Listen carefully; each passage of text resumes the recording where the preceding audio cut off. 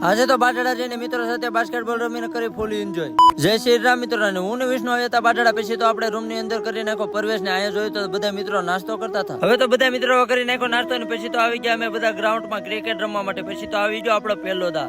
પછી તો આપણી સામે હતા વિષ્ણુભાઈ બોલિંગ કરવા મને પહેલા જ ઘામાં ખોઈ નાખો આપણે બોલ ને. પછી તો આવી ગયા આપણે બાસ્કેટબોલ રમવા માટે.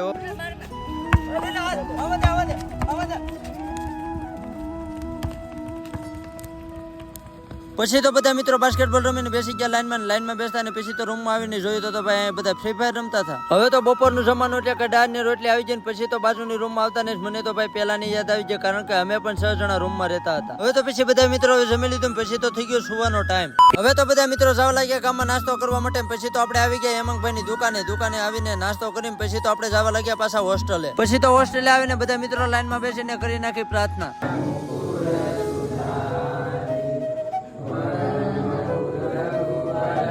પ્રાર્થના કરીને પછી તો થઈ ગયો તો જમવાનો ટાઈમ ને જમવામાં હતો ભાઈ શાક ને રોટલી. પછી તો બધા મિત્રો બેસી ગયા જમવા. હવે મળશું આપણે બીજા વિડીયોમાં, એટલે મારે આઈડી ને ફોલો કરતા જજો. Bye bye.